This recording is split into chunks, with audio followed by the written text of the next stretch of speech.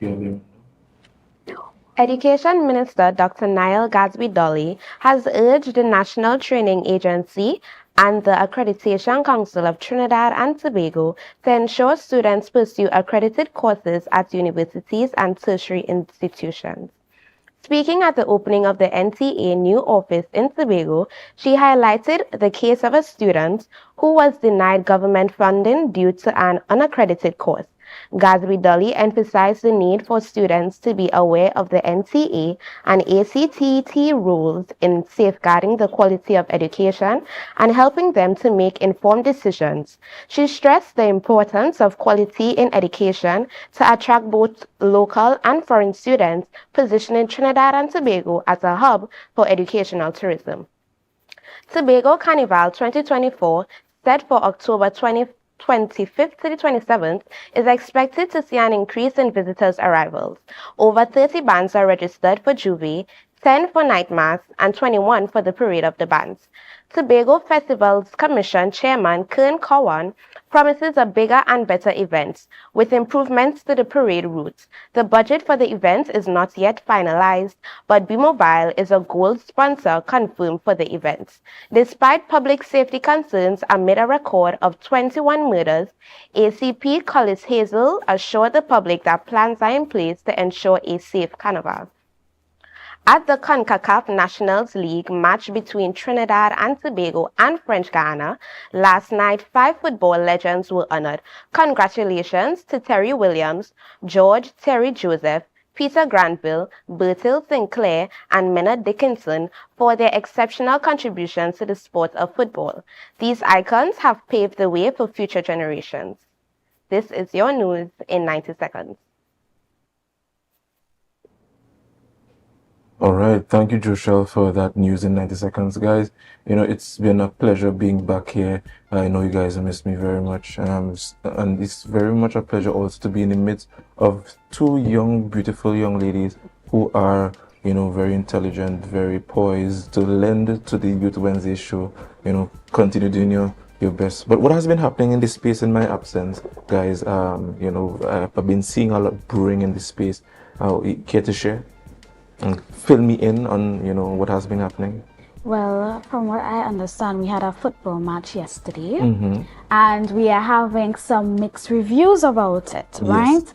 Some people are saying that it was empty at the stadium, Yes. and then I'm hearing that the stadium was packed, right? Yeah. So I am not sure if it was because a lot of persons were not aware that there was a football match. Maybe the time. I know that we had some issues with rain as well. So I'm not too sure what happened there, but yeah. But did you attend at all? I don't know. Okay, so I did not attend, right? I left work after 5. Okay. Right, and because there's enough time to get ready. The thing is, right, I am the type of person who's not necessarily a big sports fan. Don't come for me. That's unfortunate. That's just, how is it unfortunate? I just don't like I just generally don't like sports. How about you, Janine? Well, I attended a football match, and although I genuinely don't understand football, I had my friends to guide me and explain terms like offside and nil. But it was a good experience. I would always go to football, even though I don't understand it. Okay, well, I'm the same way. All right. So, we want to go straight over to our birthdays, and we just want to quickly pull up our birthdays. Good morning and birthday greetings goes out to Ruby James Waldron. Happy birthday to you. All right, and who do we have next? Alicia Mills as well. Happy birthday to you. Push pop. Morning and happy birthday goes out to you. Love and respect. Okay, and we have Linnell Adams. She's also celebrating a birthday today. We want to wish all of you a happy birthday. We wish you to see many more years to come. And to those of you who are also celebrating other birthdays as well today and will not mention, we want to say happy birthday to you as well. All right. So, guys, we want to give you guys a rundown this morning, and we have one segment that spans a very interesting topic, and I think it would be remiss of me if I don't give Joshelle Dan the honor of introducing our rundown this morning. Okay, so this morning we're going to be talking about, is it my choice, my body, or my choice? Right now we're going to be discussing abortions this morning. I think that this is a very topical issue, one that most people do not like to speak about. Yes. But given the direction that the general world is moving in when it comes to healthcare for women, I think that this is one that we as young people need to start talking about. So I'm interested, I'm excited to talk about it. So I hope that you all stick around for that. Yes, so guys, that's all rundown for you this morning, and we have to tell them to do one thing, guys, which is to Share the live, share the live, share the live.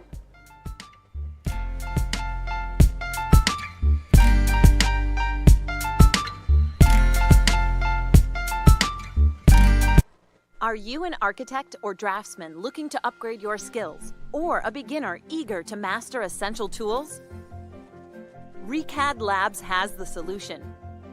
Our Revit Architecture Fundamental Tobago course is designed to boost your skills and confidence. Running from October 6th to November 17th, this course includes a live session on November 17th for hands-on learning. Learn from experts in our virtual classroom and stay ahead in the world of architecture.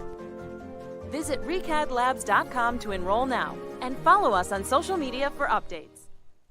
Attention members, now is your chance to double or even triple your dividend payment with no increase in your existing loan payment. Don't miss out on this incredible opportunity to boost your dividends effectively. Whether you're planning a vacation or simply looking to maximize your savings, we've got you covered. Call us today at 639-8226 or 631-1336. Message us on Facebook for more information. Hurry, this offer won't last long. Bethel Credit Union, because we see you at BCU.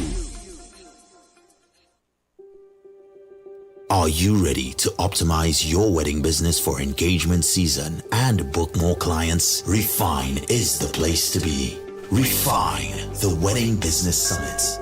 Saturday, 14th September 2024 from 9 a.m. Pigeon Point Heritage Park, Tobago. This premier event is designed specifically for Caribbean wedding industry professionals. Gain expert insights, practical knowledge, and valuable connections that can help you thrive in the destination wedding market. Register now at refinesummit.com. It is time to refine. Refine, the Wedding Business Summit. Get insider info, advice, and insights from local, regional, and international players in the destination wedding market. Refine, the Wedding Business Summit. Saturday, 14th September 2024, Pigeon Point Heritage Park, Tobago. It's time to refine.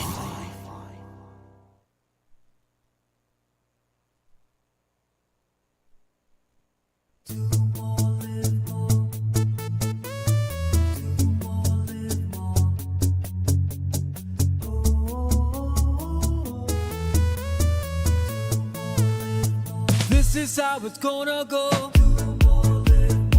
They better look up and low, 'cause this is your show, and everybody's gonna know. Say it to them once again. They better look up and low.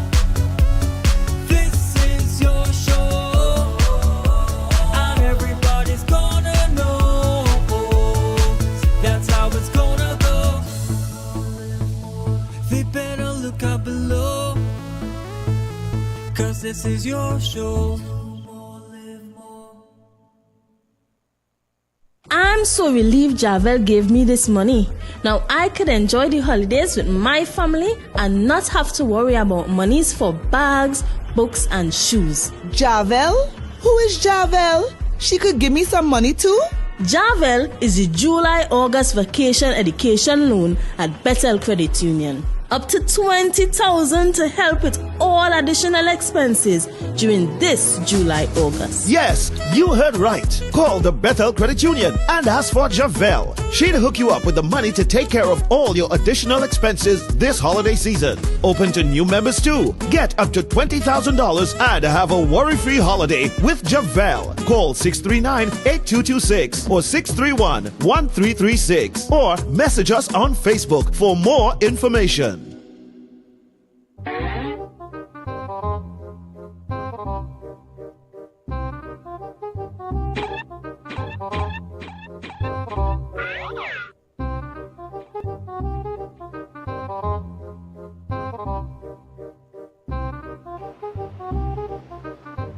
Stop. You don't have to sneak in. You don't have to sneak. Pigeon Point security, we have access pass. You don't have to sneak in. What access pass is that? The new Pigeon Point Breaking Beach access card. With this card, you can get free access to Pigeon Point, a free umbrella, and a free chair. So make sure you get your Pigeon Point access card. I can get that? Definitely. This is your access card, so you can now go into Pigeon Point. Okay.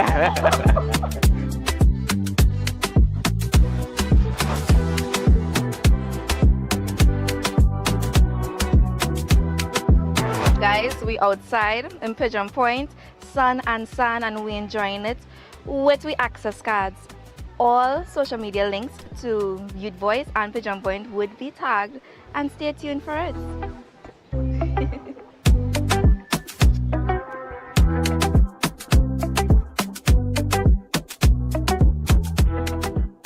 Attention all talented individuals and groups in Tobago. This is your moment to shine. Showcase your skills in music, dance or drama at Tobago Star Quest. Prelim auditions are held every Sunday across various communities throughout Tobago. Seize the chance to win exciting prizes and demonstrate your talent. For more details, visit our Instagram page at tobago.star.quest or email tobagostarquest@gmail.com. We look forward to seeing you there.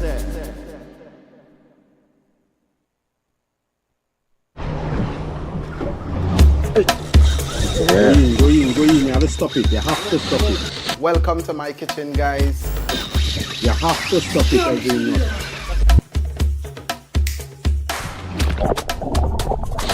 That's it. That's the intro. Let's do it one more time, right?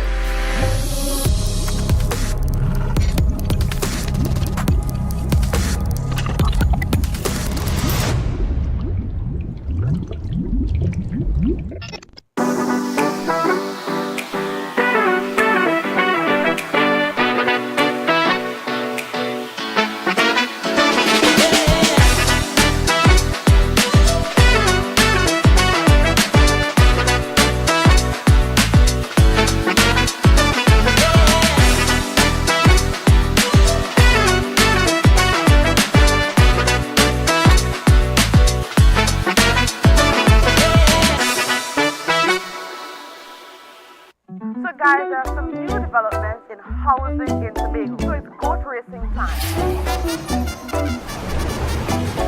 This is 116, the show that keeps you in the know with all things Tobago House of Assembly.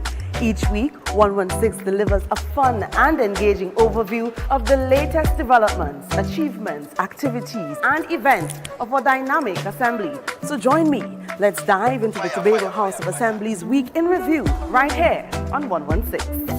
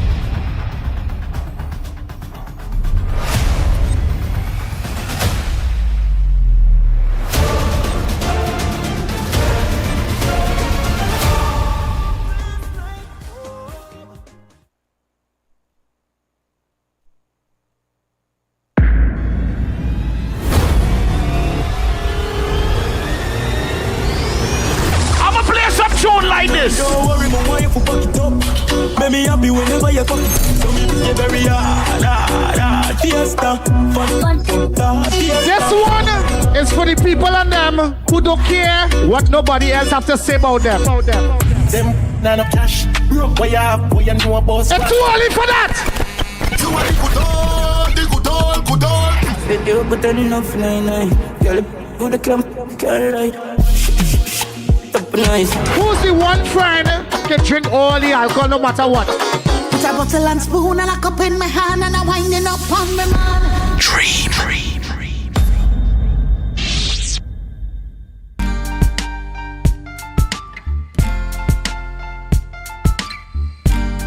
Put a smile on your face when you're moving from place to place. Good morning, good morning, good morning. Good morning and welcome back to the Tobago Updates Morning Show. It is Youth Wednesdays here, and as we said earlier on, we are going to be talking about abortions. And as I rightfully said, it is a very topical issue, something that is relevant and something that is pertinent to society today. How are you feeling about this discussion today? Well, as you rightfully said, it's quite a very popular topic. It's a global topic, I might even add. So much so that governments around the world politicize, some church, doctrinalize the issue. And we're here this morning to take a somewhat middle ground on the matter, as we discuss this important topic. This morning we have, lending to the discussion,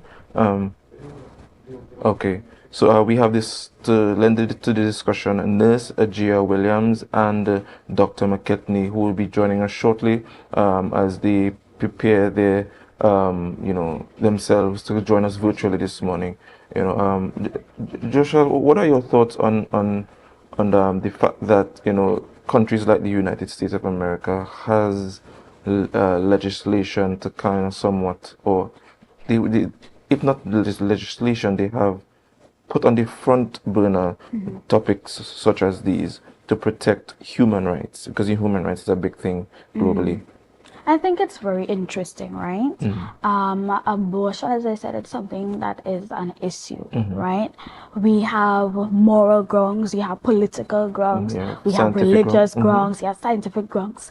And what we tend to see is that a lot of persons tend to clash heads on this topic, right? And even within the United States of America, some states have actually banned abortion. Right? Now, for me personally as an individual, I see it as somewhat of a medical problem, right? And I know that a lot of people see it as morally wrong. But as we get further into this discussion today, we'll hear the views of other persons and we'll be able to hear other perspectives as well. All right. Yeah. How do you feel, Jenny, about this? Well, it's a very touchy topic, but I think it's something that needs to be discussed, because as a society, we cannot move forward with a topic like this without having a proper discussion and an understanding from all the perspectives, because as you said, it's political, it's moral, it's medical, it's religious. So I'm excited for this conversation, and I'm looking forward to learning new things coming from all the perspectives. All right. So just a bit of heads up, right? Abortion is an illegal practice here in Trinidad and Tobago. I just want to emphasize that before we get into anything. It is illegal, right? And within this discussion, you may hear terms like pro-life and pro-choice, right? So pro-life, in essence, basically refers to people who are for abortion, who are against abortion, and prefer to have that child be brought in this world. And pro-choice, under any circumstances, right? Whilst pro-choice is, refers to people who are of the belief that you as an individual, you as a woman, you have the choice to choose whether or not you want to terminate a pregnancy under any circumstance or any cause, or whether or not you want to bring that child into this world. Yeah, and it's very, very good that you would have introduced that, because I mean, as pertinent and as relevant as the topic might be, there are persons who are not really aware. And even aware of the fact that it is illegal. You know, I was interestingly talking about this very topic yesterday morning before I last minute knew about this discussion this morning. You know, given the fact that Mr. Wood was very late with with the information, but nonetheless we are here. But it's quite touchy, as Janae would have said, because you know laws are intended to protect the rights of its citizens. And, you know, some might argue that in Trinidad and Tobago, not very much or many of its laws as it pertains to human rights takes a very multifaceted approach to protecting human rights. And choice ought to be, to some degree, in a very measured degree, a part of how you draft laws, right? Especially with topics like these are concerned. You know, but I'm very much excited to get into the nitty-gritties of it and ask my hard questions or non-hard questions, you know, as the case may be. But as a guy, right? Because we see this as a female issue, but I think that it's important for men to weigh in as well. Yes. How do you feel about it? To be honest with you, no, I am putting it out there, putting my neck out there. I am a practicing Christian, and you know, we somewhat want to take this very linear approach and view to this topic. My philosophy is that it must be circumstantial, and it must be considerate, it must be pragmatic, right? It must be sensitive to the circumstance that is currently brewing. And I'll give you an example. And my question is, what do you do in a case where a woman or a female who is with child did not do so under regular or consensual means? We're talking about rape now. She's traumatized by this event of giving birth to a child, but she's constrained and confined to laws and a societal view on abortion that tells her that she should keep this child.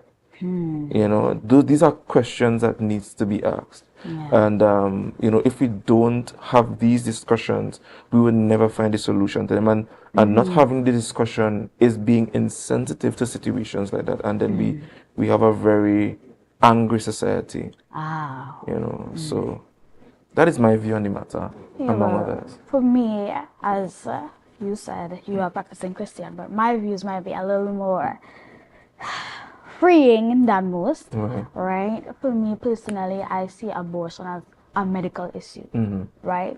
A lot of persons are in a position where they cannot have that child, right? We know that pregnancy itself is a traumatic experience, right? And whilst a lot of persons, right, would say that, oh my God, my pregnancy was good, it was okay. Some persons are actually at risk, right? So it's a medical issue, as you spoke about rape, right?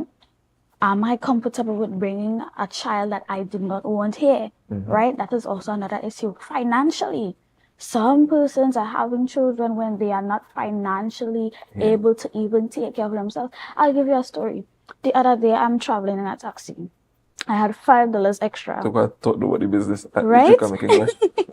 I have $5 extra, and I say, right, I go in the shop and buy a biscuit. That biscuit is $7 now. That biscuit is $7 now. Is big for? I ain't calling the name of the biscuit. What do you mean you calling right? the biscuit? I ain't calling the name of the biscuit. But that biscuit is $7 and I'm like, what? I can't buy a biscuit. Right? We are seeing now where the prices of formula and baby milks and pampers and wipes and all that is very expensive. Right? So if I said to myself, if I can't buy a biscuit, how am I taking care of a child? You understand? So that's also another issue. And then we have to take into consideration now that we are living in a very progressive society where it is a lot of women generally do not want kids. They don't want children, right? We have a lot of career-oriented women. And whilst I'm putting it out here, being a mother is an amazing experience for most, right? And it's something that a lot of, well, some women see as a goal in their life, right? But for But for other women, right, it could be somewhat of a hindrance, right, to their career path and to their goals in life. So we need to also take that into consideration. Jenny, what about you? Well, let me think before I talk on this, right? So, I understand you guys' both perspectives, as in a case where someone was sexually assaulted, in a case where one may have financial issues, you probably don't want a child. But I believe in situations like this, we should also have other options other than abortion. Maybe programs where individuals or mothers are able to, let me not say dispose, but have the ability to give up a child where they don't feel judged by society because they did not want this child. I think we need to look into ways where persons feel comfortable, and the first step to making persons feel comfortable is having this conversation. Because if it's not held, then as you said, we are being an insensitive society, and we are not taking into consideration others' opinions. So I believe we need to talk about it, because also we may probably look at the United States and say, well, they are banning abortion, so maybe we should do that too. That's not how it's going to work in the Caribbean. We have to find means and ways to accommodate our society. And I believe if we love our country, we'll do these things in order to make everyone feel comfortable. Okay, so Dr. Gio Williams, of senior nurse at the Port of Spain General Hospital, is in studio with us this morning. Good morning, Dr. Williams.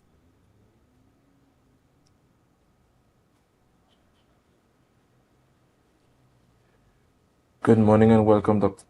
Ms. Williams. How are you?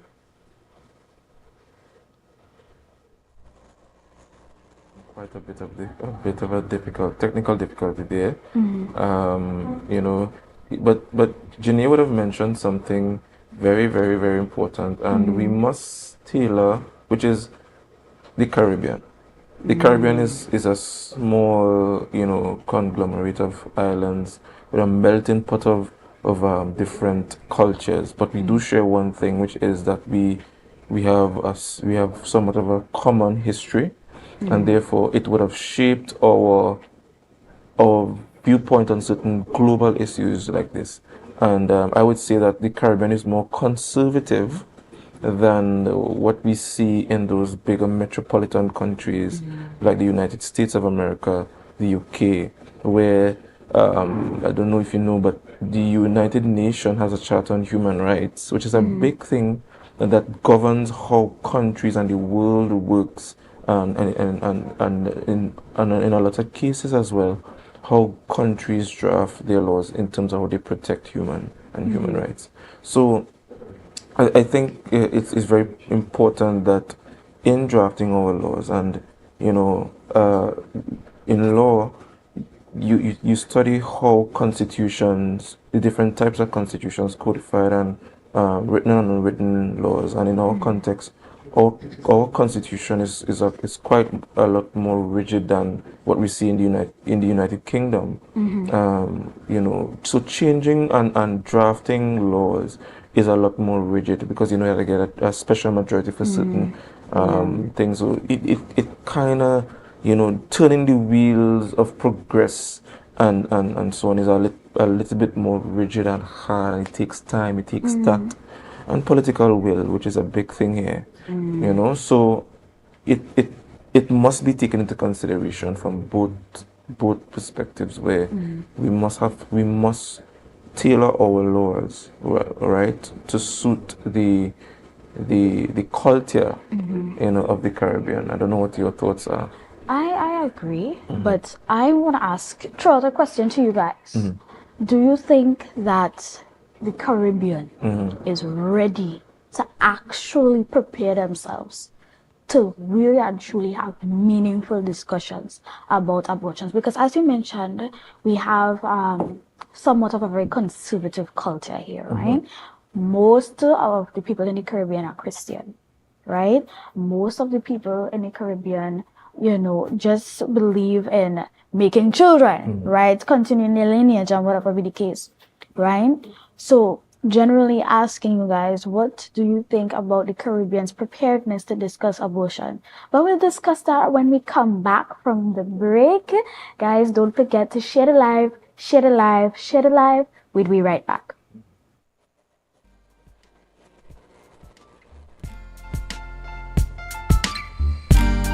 Put a smile on your face when you're moving from place to place. Good morning, good morning, morning, good morning, morning. Tobago Glass Supplies has been a leading name for over 37 years in the glass and aluminum market in Tobago. We provide an extensive range of high-quality, innovative aluminum and glass products for commercial and residential use. Competitive prices with superior and professional services by committed employees who are guided by rigid quality standards. Tobago Glass Supplies specializes in the manufacture and installation of glass and aluminum products that are essential to today's homeowners and the business environment. We are engaged in marketing, sales, and installation of a variety of products. These ranges from windows and doors to necessities such as mirrors for homes and vehicles, designed and manufactured in-house or imported.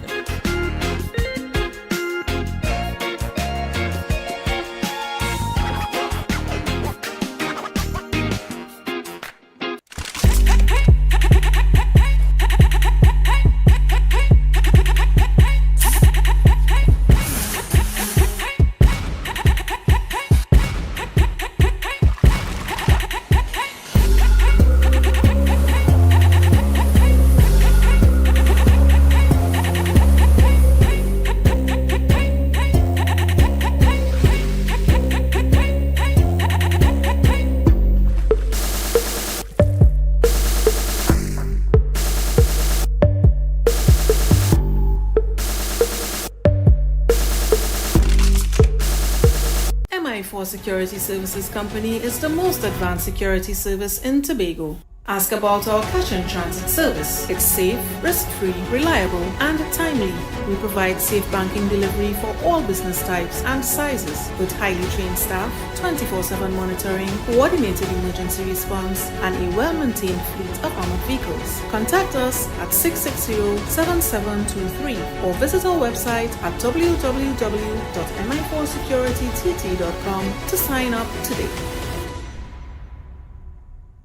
Coconut's Cafe, the buffet restaurant that specializes in all your tasty local dishes. For breakfast and for lunch. Breakfast includes coconut bake and sada roti, served with chokers, bull joil, and sausages in tomato sauce. Not forgetting beef and cheese pies, shepherd's pie, macaroni pie, and rice in various styles. Meat served in a variety of flavors, garden salads, and pasta salads.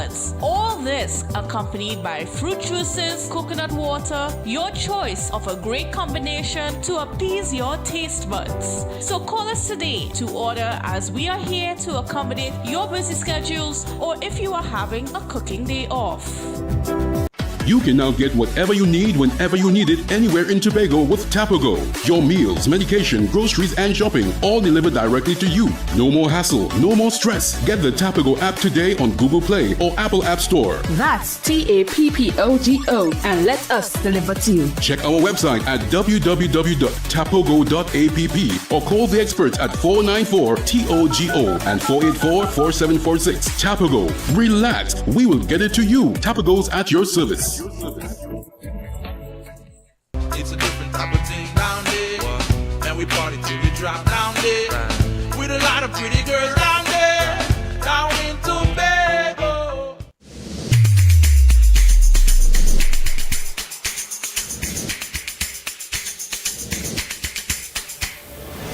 Good morning, morning, good morning, morning. Put a smile on your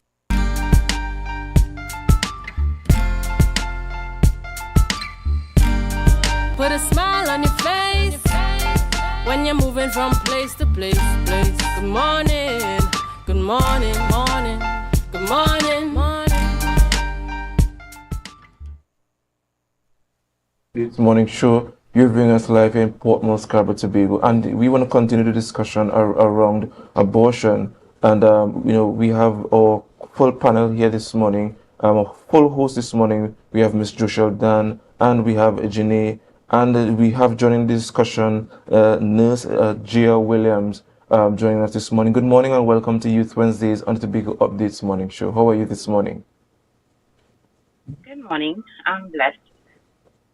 All right, all right. So I want to leave it up to Miss Dan because and she's very much passionate about this topic because she's young and vibrant. So Miss Dan, do take it away. Okay, good morning, Miss Williams. I hope that you're enjoying your boarding thus far, right? But this morning, as you know, we are discussing abortions. Is it my body or my choice?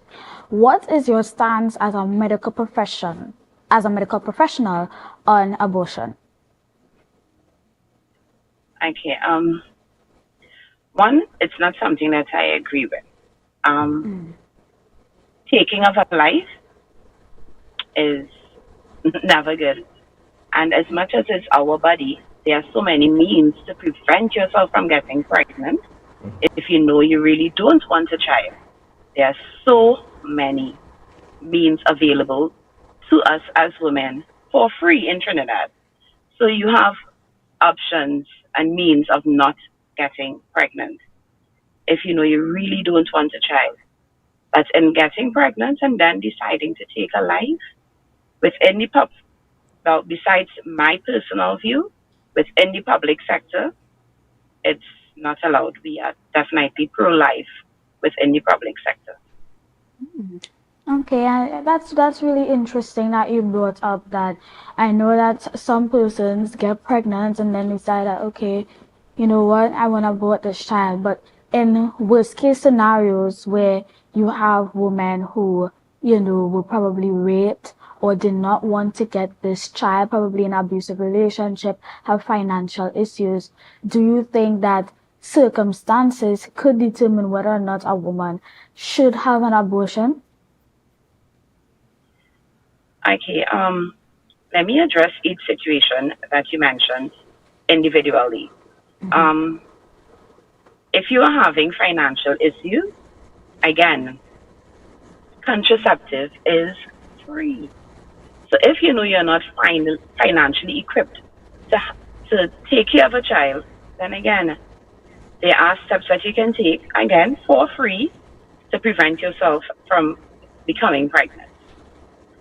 In the situation of, I got a glimpse of something that you were saying earlier on before the break on rape. Again, within the public facility, we will not, because again, we are pro-life. So of course we will get counselors and all this stuff to talk with you, but we will not encourage abortion. We do encourage taking a baby full term, carrying a baby full term, and giving up for adoption, sorry. So, but we won't encourage at any point in time abortion. And again, as we all are aware within our beautiful Trinidad, abortion is illegal. All right. It will never be encouraged. Right. So you mentioned that you guys are pro-life, and the fact that there are so many mechanisms to prevent pregnancy in the first place. And when we segue to the issue of abortion, you mentioned that the system will prop you up. Do you believe that the view that can pro-life be insensitive to circumstances, drastic circumstances or dire circumstances where a young woman is so severely traumatized by this experience that that bearing this child would even stuck on her mental situation, even more stress that her body may not even be able to handle. And my second part of this question is, are our facilities in the public sector equipped to facilitate these things? Somebody can become suicidal. How do we mitigate against these things? And the aftermath of bearing a child? Because, I mean, come on. some might even argue, why should I be raped and bear a child for 9 months, suffer that pain, risk my life, and because the law says that that I must, and there are people who are pro-life who has, very much strong views on this topic. What are your thoughts? Okay. I'm trying to get you to this question. There are the public sector is equipped actually. So if a dire situation, and I'm hoping that you understand when you say a dire situation, what we may consider to be a dire situation, right? We are equipped to take a fetus under 28 weeks in a dire situation. And you know what might be dire for you may not be necessarily dire for us, right? And there are psychiatrists and stuff within the public sector that is available for counseling to persons or individuals who may be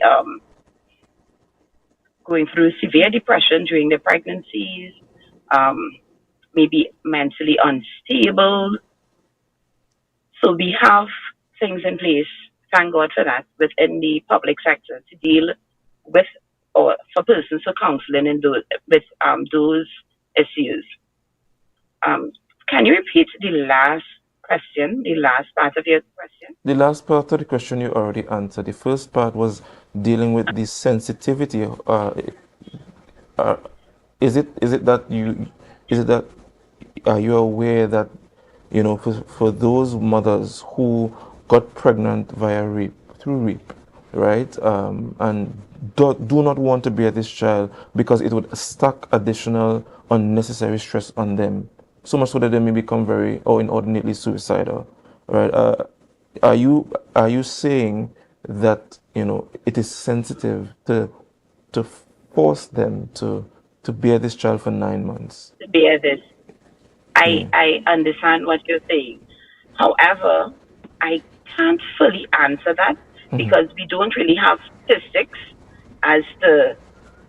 we don't have numbers to see as to the figures of persons who may have been abused that way and came to the public system seeking or was brought in by police, because most rape victims will be brought into the hospital and we'll have a medical examiner examining and tests will be run and all these sort of things. So I can't say offhand because I don't have figures, right? And I could understand the trauma that a person would go through after being raped, and to think that they have to bring this person's, after being a victim, you're going to be a victim a second time in bringing this person's child into the world. But then I also know of an individual who was raped and brought the child into the world. So it will vary as for person to person. So nothing that we can see is actually designed just for one person, because what may affect you may not affect me, vice versa, right? So as much as it is an issue, and again, full counseling is available. And one of the things that will happen is that senior doctors will get into consultation as well to make a decision. As in, they would look at all aspects as to if this child, because with a person being stressed, that means the pressure will be elevated, right? And there's something in pregnancy called preeclampsia, where you have elevated blood pressure, which is detrimental to mommy and infant or fetus, right? So a lot of factors will be put into play, will be looked at by the consultation of a group of doctors to see if they would need to take this baby because the mommy may not live if she has to be, if you understand? Yes. So there are extenuating circumstances, because I mean, if a person has cancer and becomes pregnant, and based on the stage of the cancer, they are different based on the type of cancer and whatever. And if the mother's life is at risk, then again, with consultation and a lot of talk and talks to the family and all these things, measures are put in place to take the fetus, right? So However, the mother still has to agree to it. Right. So as much as we may give all the advice on what will happen and whatever, still the mother has to agree and sign off on it. So my quick, and I want to answer quickly because we have a short space of time. Legally, Trinidad and Tobago bans abortion. What are your views on drafting laws that incorporates choice, for mothers who may, under certain circumstances or warranting circumstances, may need an abortion? What are your thoughts? Well, in all honesty, as a Christian, of course, I will be pro-life. So that's my thoughts. However, as much as abortion, and we all are aware of this, as much as abortion is not legal in Trinidad and Tobago, It happens a it lot. is constantly done. It is constantly done. Be it medically or surgically, it is done. So there are always loopholes to a lot of things. So as much as it's not done in the public sector. And even if a person would have taken gone outside and done things medically and the procedure was not completed or done properly, then we have to I don't want to say finish, but we have to ensure that the mother isn't affected. So we will have to finish the procedure because it already started. And now the infant or the fetus inside of the mother isn't viable because it's already dead. Maybe portions of the fetus is already expelled. Then we have to, because if it remains in the mother will die. She'll become toxic and die. So in those instances, we will finish. We will have no other choice. And as much as it's against the law of the land, the hospital will still go on the convention law where patients' privacy, confidentiality stands. So the police will not be informed because of patients' confidentiality. We still go on patients' confidentiality. So I don't know if I answered your question fully there. Yes, thank you very much. Okay, You're most so welcome. I know you would have mentioned adoption. Do you believe in Trinidad and Tobago there are programs where, in the case that someone was probably sexually assaulted or does not want the child anymore, that they are able to give up this child for adoption without being judged by society, something that is private, so the mother feels comforted? Well, there are things in place because the social work and everything will get involved in this instance if you are willing to give up your child for adoption. So the social work and stuff gets involved there. I don't know the extent of how society will judge you. And society, there's nothing that we can do that prevents society from judging. As in, society will judge you even if you get pregnant and decide to have an abortion. Society will judge you just the same. So it's all up to you. You as an individual need to know, well, okay, if I'm carrying this child, but I'm unable to see about this child, and I really was not mentally or physically or financially and otherwise ready for this child, and I'm willing to give this child the chance of life and to provide happiness to someone else, because there are a lot of persons who are unable to make kids and really want kids. So I think you can't look at it as society per se, because that is a judgment call on the individual. And as I said, there's no straight line there in that instance, because it may affect you and it may not affect me as to what people may think if I give up a child for adoption. Because if I did it in my mind saying I didn't want to kill this child because I think this child could maybe be the next prime minister or the next president, I don't know, I want to give the child a chance of life, then if society judges, that is society's problem as far as I can see. Can't stop society from thinking what they want to think. Okay, guys, so we would take a break, but we'll be right back to continue this discussion. Don't forget to share the live, share the live, share the live. We'll be back.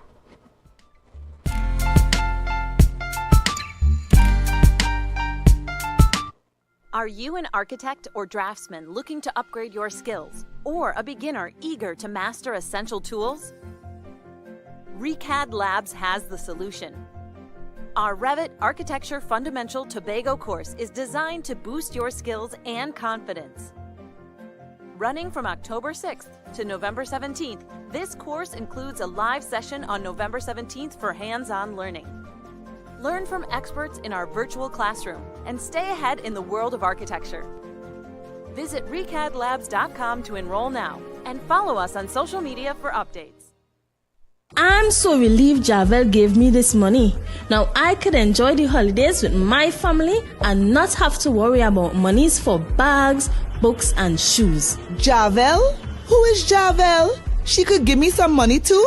Javel is the July-August vacation education loan at Bethel Credit Union. Up to $20,000 to help with all additional expenses during this July-August. Yes, you heard right. Call the Bethel Credit Union and ask for Javel. She'll hook you up with the money to take care of all your additional expenses this holiday season. Open to new members too. Get up to $20,000 and have a worry-free holiday with Javel. Call 639-8226 or 631-1336 or message us on Facebook for more information. Are you ready to optimize your wedding business for engagement season and book more clients? Refine is the place to be. Refine, the Wedding Business Summit. Saturday, 14th September 2024 from 9 a.m. Pigeon Point Heritage Park, Tobago. This premier event is designed specifically for Caribbean wedding industry professionals. Gain expert insights, practical knowledge, and valuable connections that can help you thrive in the destination wedding market. Register now at refinesummit.com. It is time to refine. Refine, the Wedding Business Summit. Get insider info, advice, and insights from local, regional, and international players in the destination wedding market. Refine, the Wedding Business Summit. Saturday, 14th September 2024, Pigeon Point Heritage Park, Tobago. It's time to refine.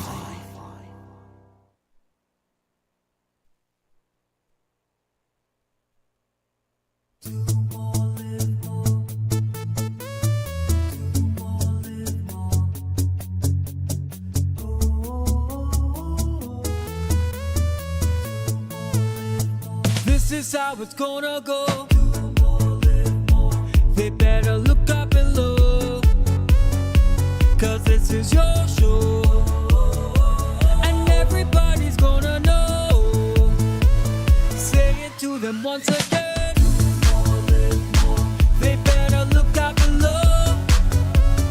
This is your show, and everybody's gonna know.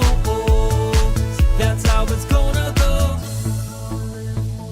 They better look up below, 'cause this is your show.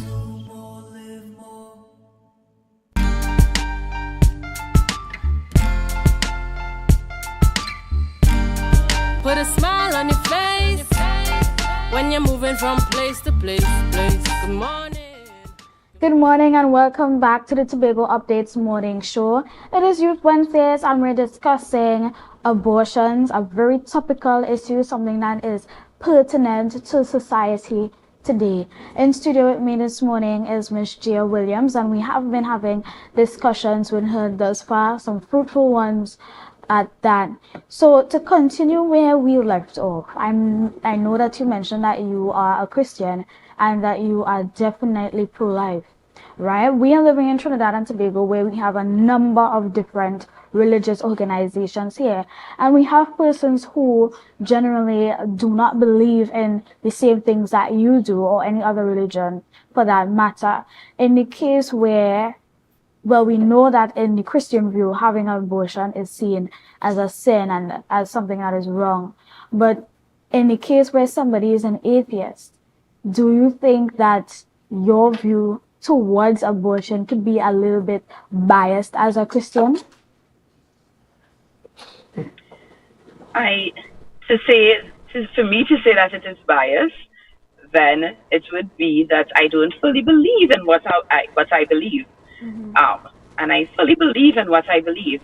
Just as the atheists, well, for the want of a better word, would have no belief, as in, or different beliefs from me, a total different belief system. So I could say that his view to my belief may be biased just the same, right?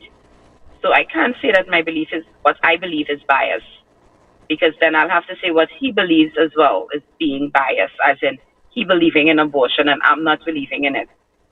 That his view is biased to my beliefs just the same.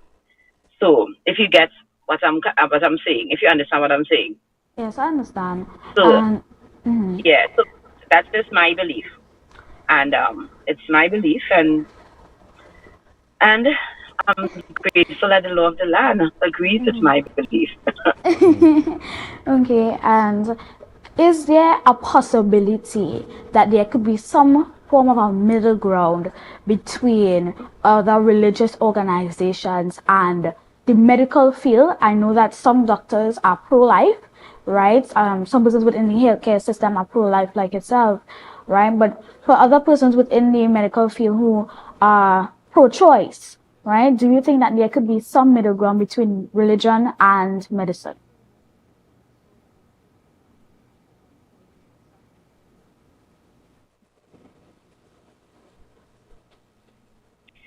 Okay, so in that aspect, as long as you're working within the public healthcare system, your belief kind of goes out of the door, because you have to go with the the principles of the hospital and the law of the land.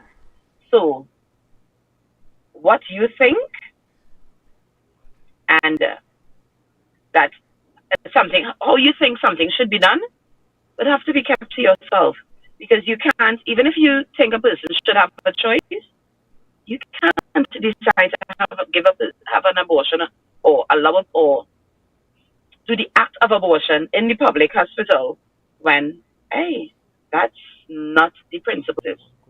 The public health parties are pro-life. So if you don't agree, maybe at your personal private practice, you can to do, well, then the choice is yours. Although it is the law, but then the choice is yours. But within the public, and that is all I can speak about, the public health and public system, because I've been working in for a number of years, within the public system, then you have to go with the laws that govern the public system. I don't know if I answered your question there. Yes. So also, if you're making that argument, can those who might be pro-choice make the similar argument, but they just decriminalize marijuana? Can they not do the same to find a middle ground? For such a topic like this, because we are talking about human rights, and human rights considers both biases. On one end, those who might be pro-choice and pro-life. I'm certain that, all things considered, you could give your thoughts on that possible middle ground. Because, laws change from time to time.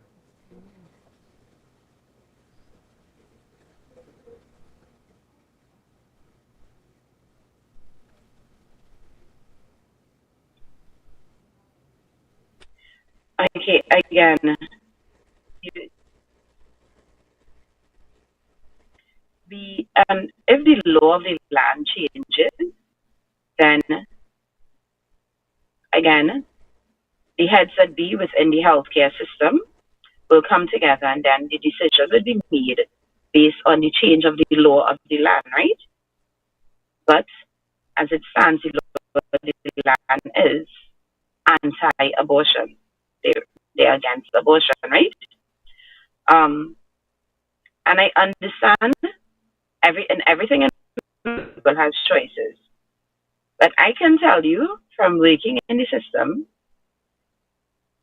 how unfair it is that every 4 months we can see some same individuals coming in over and over with attempted abortions at home.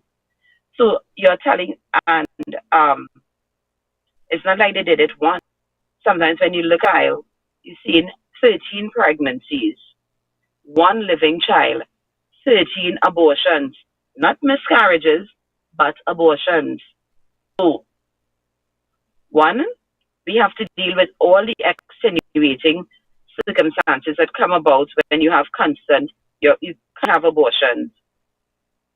And when you do get pregnant, these things that could happen to you. So a lot of factors, as you said, have to be looked at.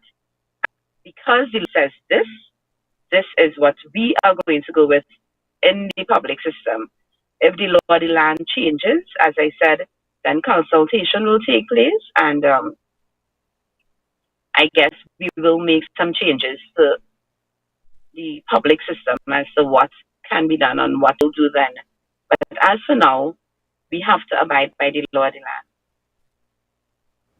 All right. I want to thank Miss Williams for joining us this morning for such a very heavy, very pertinent and very relevant topic here in Tobago and here for us at Youth Wednesdays. We appreciate you coming and lending your expertise and even your Christian perspective here on this show relative to this topic. Guys, this brings us to the end of Youth Wednesdays and Tobago Updates morning show. On behalf of my 2 beautiful hosts and the studio here at Youth Wednesdays and Tobago Updates Television, we want to say thank you. And remember to share the love, share the love, share the love.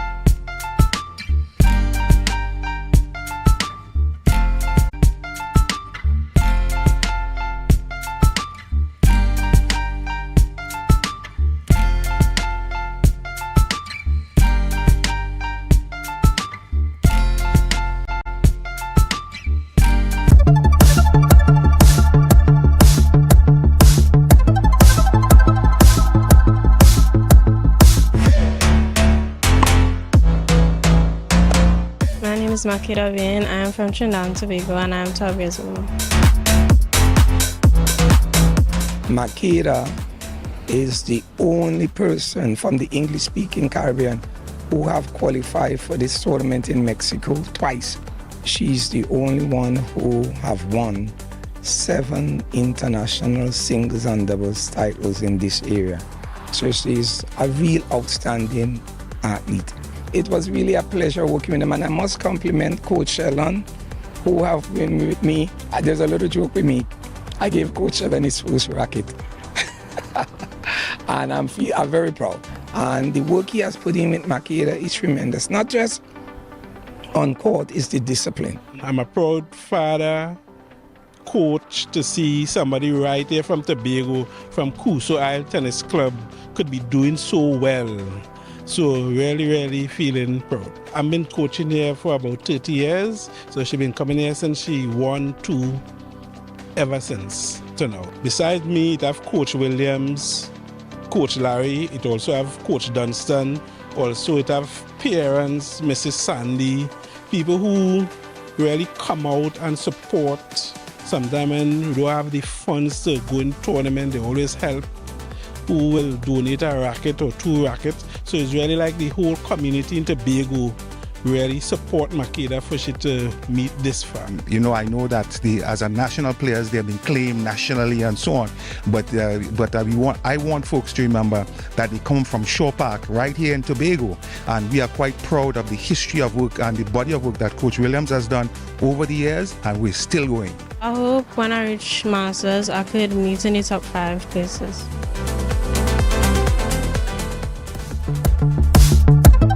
That was a production of the Department of Information, Office of the Chief Secretary, Tobago House of Assembly.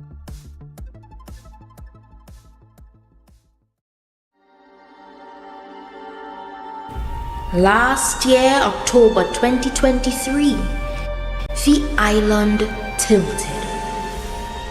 The peaceful bliss of sea, sun, and sand was transcended as we took to the streets to revel in paradise. We love Tobago Carnival! Tobago! It's such a nice place! Tobago Carnival, we're right here. We're not leaving till we go right down.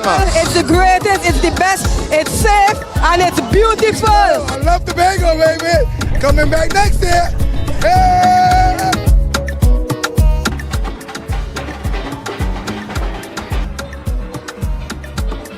Playing pan on the streets is a magical experience. When the band strike up, is rhythm, steel and powder. This is Tobago Carnival, pan in paradise.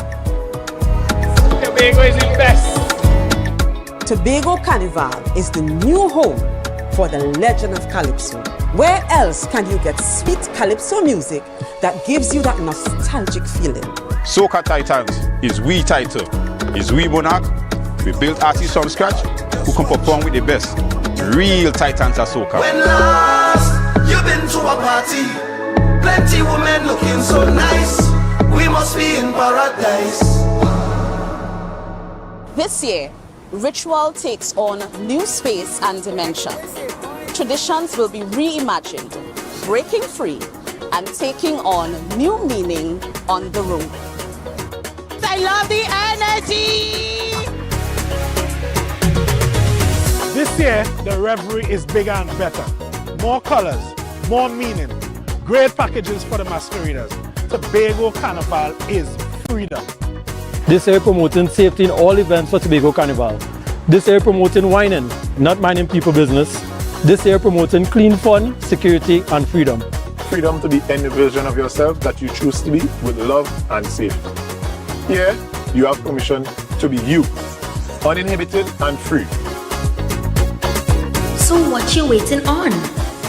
This year, this October 2024, experience the ritual, revel in paradise, release yourself.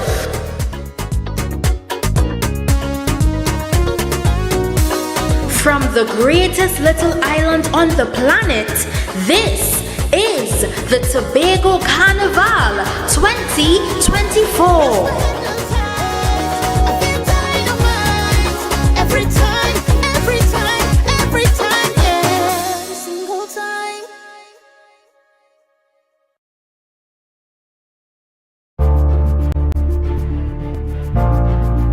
You're viewing Tobago Updates Television, your exclusive gateway to Tobago, broadcasting the beauty of this island paradise to the world.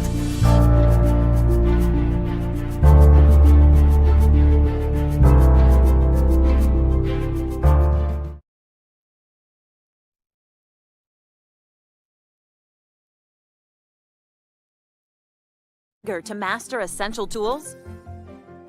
ReCAD Labs has the solution. Our Revit Architecture Fundamental Tobago course is designed to boost your skills and confidence. Running from October 6th to November 17th, this course includes a live session on November 17th for hands-on learning. Learn from experts in our virtual classroom and stay ahead in the world of architecture. Visit recadlabs.com to enroll now and follow us on social media for updates.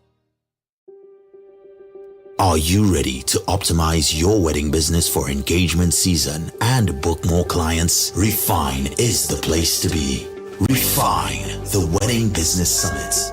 Saturday, 14th September 2024 from 9 a.m. Pigeon Point Heritage Park, Tobago. This premier event is designed specifically for Caribbean wedding industry professionals. Gain expert insights, practical knowledge, and valuable connections that can help you thrive in the destination wedding market. Register now at refinesummit.com. It is time to refine. Refine the Wedding Business Summit. Get insider info, advice, and insights from local, regional, and international players in the destination wedding market. Refine the Wedding Business Summit. Saturday, 14th September 2024, Pigeon Point Heritage Park, Tobago.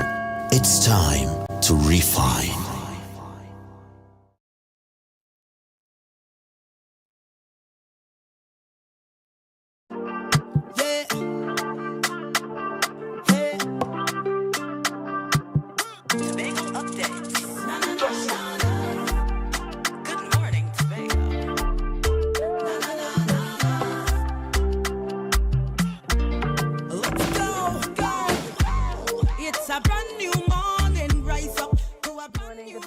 Welcome back to Good Morning Tobago right here on Tobago Updates. I am your host, Chanel Felix. And you know, whenever you see me sitting here, it's because we're about to have those conversations that you want to have while I ask those questions that you want asked. But before we get into this morning's highly interesting conversations, let's have our news in 90 seconds. Education Minister Dr. Nyan Gaspidoli has urged the National Training Agency and the Accreditation Council of Trinidad and Tobago to ensure students pursue accredited courses at the universities and tertiary institutions. Speaking at the opening of the NTA new office in Tobago, she highlighted the case of students who were denied government funding due to an unaccredited course. Gaspidoli emphasized the need for students to be aware of the NTA and the ACTT's role in safeguarding the quality of education and helping them make informed decisions. She stressed the importance of quality in education to attract both local and foreign students, positioning Trinidad and Tobago as a hub for education tourism. Additionally, Tobago Carnival 2024, set for October 25th to 27th, is expected to see an increase in visitor arrivals.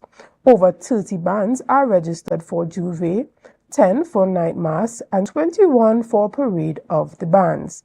Tobago Festivals Commission Chairman Kern Cowan promises a bigger and better event. With improvements in the parade route, the budget for the event is not yet finalized. However, B-Mobile is a gold sponsor who has confirmed that they would be present at most events.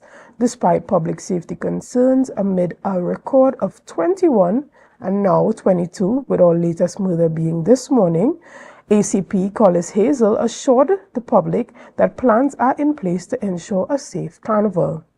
And finally, at the CONCACAF National League match between Trinidad and Tobago and French Guiana, last night, 5 football leagues were honored.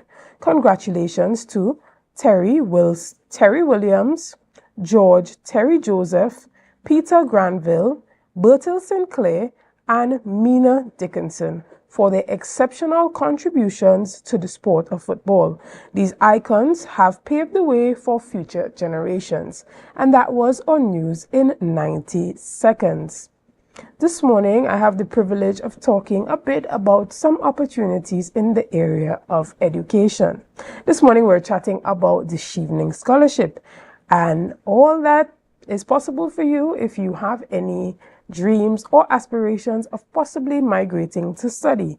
This morning, as we have that conversation, I have with me Chinali Patel. Good morning. Good morning, who is the head of Political, Economic and Press at the British High Commission, as well as Andre Blackburn, who is the Political Press and Public Affairs Officer. Good morning and welcome to Good Morning Tobago right here on Tobago Updates.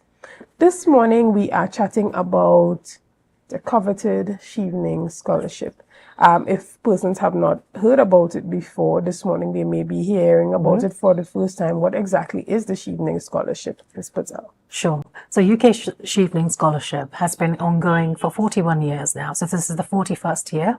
It's a fully funded one-year master's degree in any university in the UK.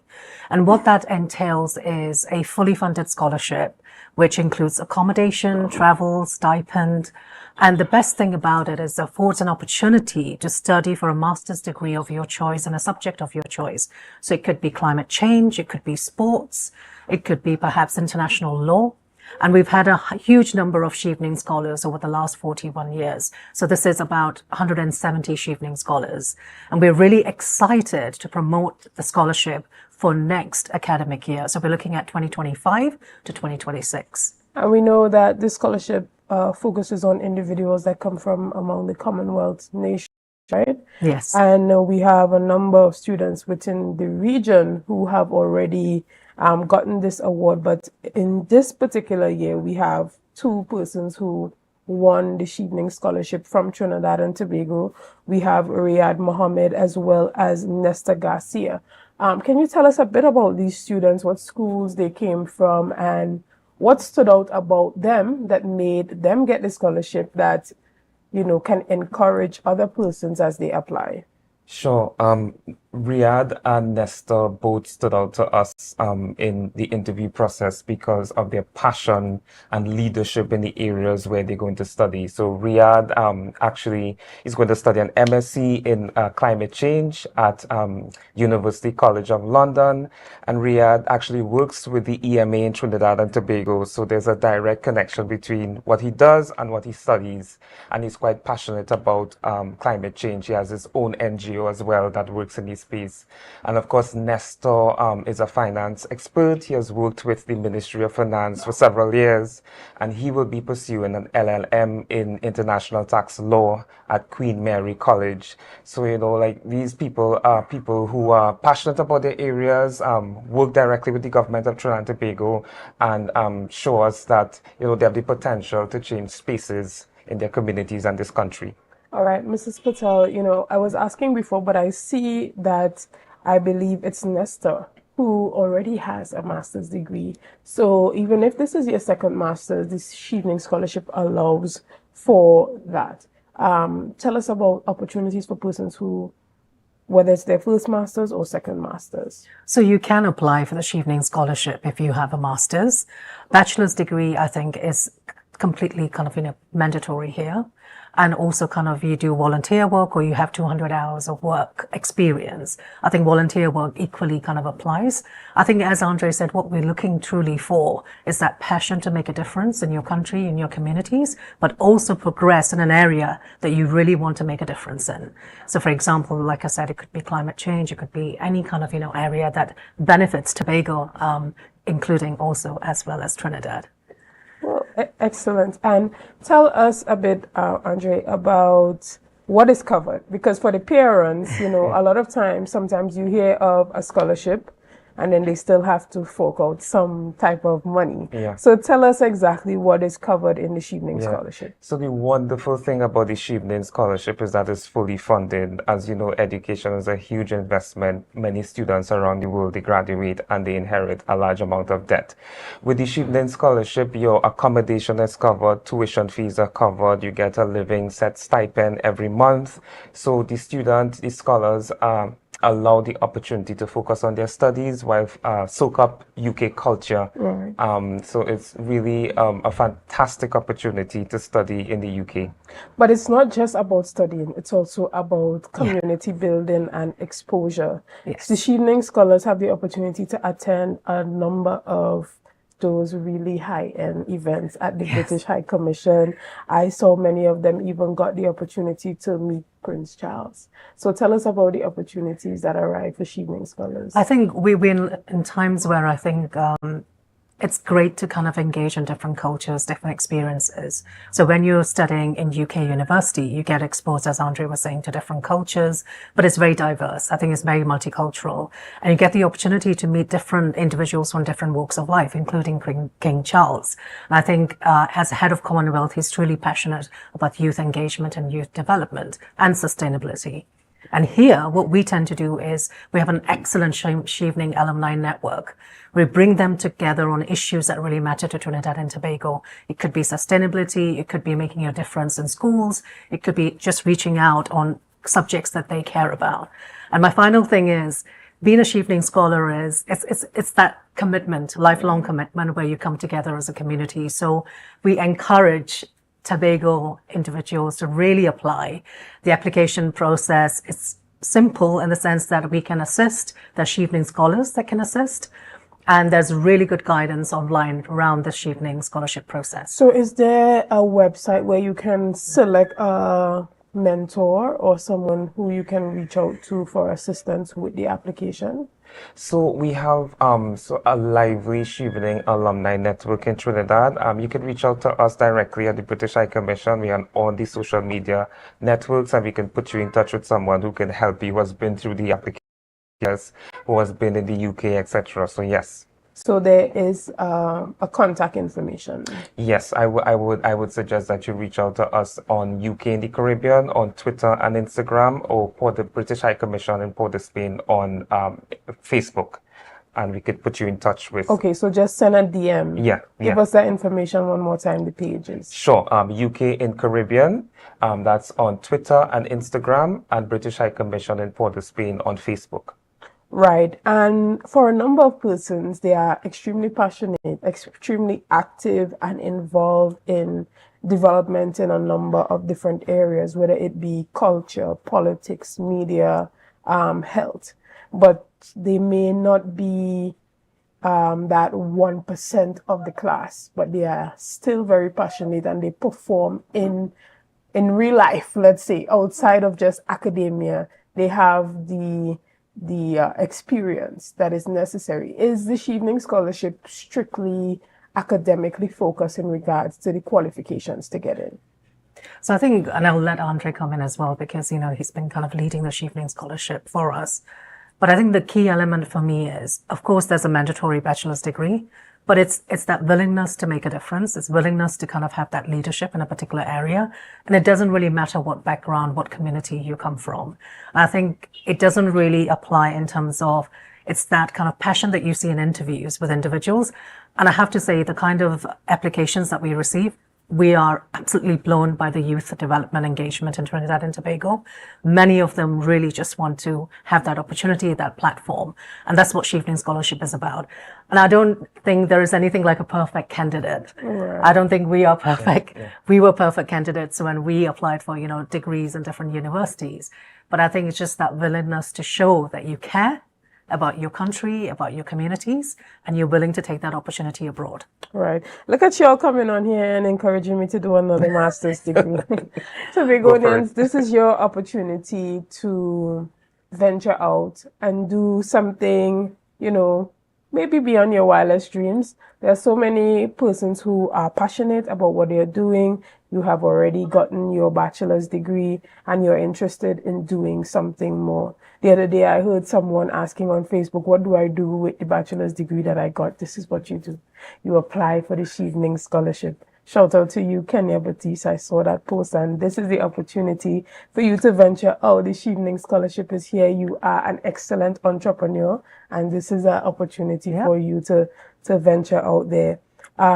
So before we leave, let's talk about a bit the application link and where we spoke about the key criteria, which is having a bachelor's degree and being actively involved in development and having, goals, dreams, and aspiration for big change. Number one, it must be contributing to Tobago's economy. But where can we find the application form, and what do we do once we have completed the application? Sure. So the application process is completely online. So the application link is www.shevening.org. Again, that's www.shevening.org.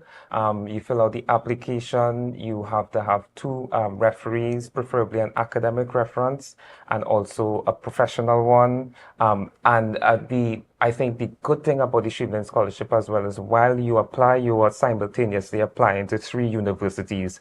Kind of like SEA when you have your top school choices. So you have 3 choices of universities, and by the time we invite you for an interview next year in April, you should have at least one offer from one of those universities. Good. I'm glad that you included that. So you have to apply to the university separately. Yes. And once you have an offer, then that is the university that Chevening is going to consider you funding you for. That's right. right. Do you have a list of universities that you are working with? Yeah, there are over 150 universities in the UK that are partners on the Chevening Scholarship. Practically most of the universities that you know, from the Cambridge to the King's Oxford, College. King's College, UCL, you know. School of Economics. Exactly, Yes. School of Economics. Most of them are partners on the Chevening Scholarship. Right. And so these are all very strong alumni. So when persons graduate from these universities, they are almost guaranteed work and jobs at the highest level of decision making in the world. So this is a grand opportunity for Tobagonians to take full advantage. I don't know about you, but I am submitting my application. Okay? So this is what we want to encourage you or anyone that you know to take advantage of a fully funded. And it's not just that they're providing you with all that you need, but you also get a stipend. It means that you might be able to live a little on the side. So, and be a part of an alumni that is that has a strong global network of high achievers. And you know what they say, if you want to be the best, you have to be among the best. So we're going to take a quick break and we're going to be back right after this. See you soon. It's a brand new morning, rise up to a brand new dawning. As the passion start to rise, the energy fill the skies. I say thanks for favor to Go in, you have to stop it, you have to stop it. Welcome to my kitchen, guys. You have to stop it every night.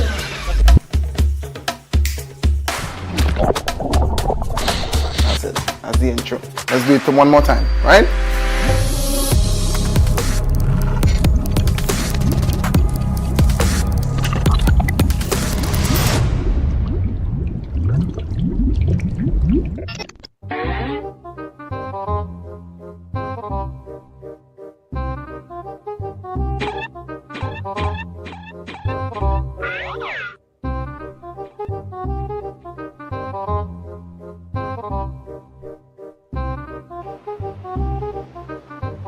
Stop. You don't have to sneak in. You don't have to sneak. Pigeon Point security, we have an access pass. You don't have to sneak in. What access pass is that? The new Pigeon Point Breaking Beach access card. With this card, you can get free access to Pigeon Point, a free umbrella, and a free chair. So make sure you get your Pigeon Point access card. I can get that? Definitely. This is your access card, so you can now go into Pigeon Point. Okay.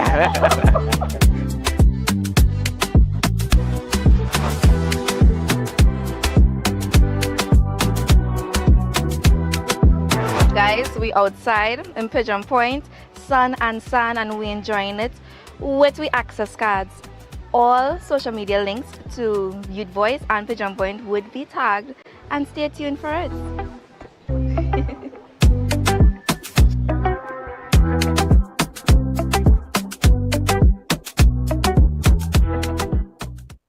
Attention all talented individuals and groups in Tobago. This is your moment to shine. Showcase your skills in music, dance or drama at Tobago Star Quest. Prelim auditions are held every Sunday across various communities throughout Tobago. Seize the chance to win exciting prizes and demonstrate your talent. For more details, visit our Instagram page at tobago.star.quest or email tobagostarquest@gmail.com. We look forward to seeing you there.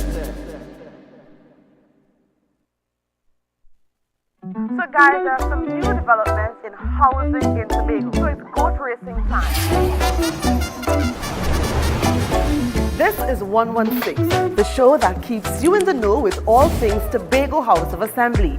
Each week, 116 delivers a fun and engaging overview of the latest developments, achievements, activities, and events of our dynamic assembly. So join me.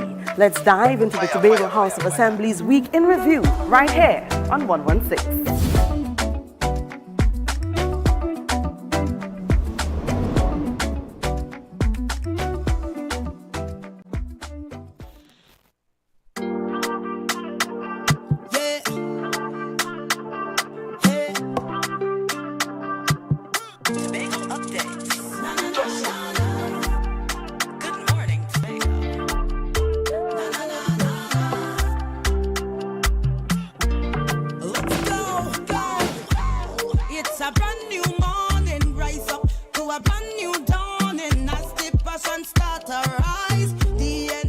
Good morning, and welcome back to Good Morning Tobago. This morning I have the privilege of already starting to chat with Ms. Parks even before we start our interview. Good morning, and it's so lovely to see you. We have the Communications Director for the Office of the Chief Secretary, Ms. Avian Parks, in studio with us this morning. Welcome. Good morning. Good morning, Chanel. Good morning, Tobago, all your viewers worldwide. It's a pleasure being here on Tobago Updates, as usual. Yes, well, we have to catch you while we can.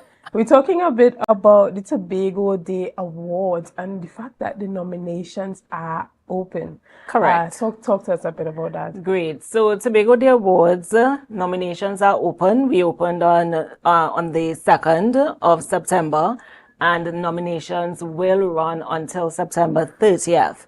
Of course, it's always an exciting time for us in the Tobago House of Assembly because it's when we get to award Tobago excellence in various spheres. I want to emphasize that the Tobago Day Awards is for Tobago. It is not anything, it's very apolitical. So Tobago Day Awards has been happening for a number of years through different administrations. And so you have the categories up. You can go to our website, www.tha.gov.tt. The nomination form is there and everything is online this year. So there are no physical forms.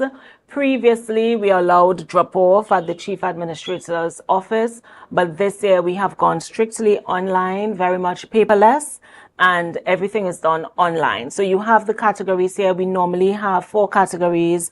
This year we have added a 5th category, and that is the Tobago House of Assembly Award of Merit. So previously, staff of the Tobago House of Assembly would not have the opportunity to enter or be nominated or get an award. So this year, for the first time, you have staff being able to be nominated, right, for ongoing service in the Tobago House of Assembly, excellence in the Tobago House of Assembly. So apart from the Tobago Medal of Honor Gold, Silver, Bronze, and the Chief Secretary's Award, we now have the Tobago House of Assembly Award of Merit for current staff of the Tobago House of Assembly.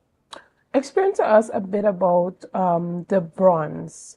That one says, for loyal and devoted service, beneficial to Tobago in the field of human endeavors, and for gallantry and other human action. Can you explain that one a bit?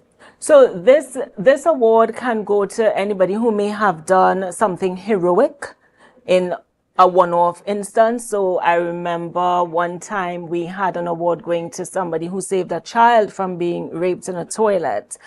So any kind of human action, humane action, or gallantry. So it's not necessarily something that you've been involved in ongoing. So for instance, the awards are given in spheres. So you have culture, you have education, you have sport, public service. So it falls outside of your regular spheres of activity. And this can be for a one-off heroic action that was done in the community, for someone in the community, for a group in the community, anything to that effect. Excellent. And so we have 5 categories this time around. We have Correct. Gold, Silver, Bronze, the Chief Secretary's Award, and the Tobago House of Assembly Award of Merit. Tell us a bit more about the Chief Secretary's Award itself. So the Chief Secretary's Award, as you'll see on the nomination form, is for outstanding contributions and significant achievements within the previous year. So you find the other awards, well, with the exception of the merit, might be for long and meritorious ongoing service. You know, over years, you've really mastered or defined yourself as a stalwart of excellence or expertise in any particular sphere. However, with the Chief Secretary's Award is for significant achievements or contributions in the previous year. So it runs from October 2023 to September 2024. Excellent.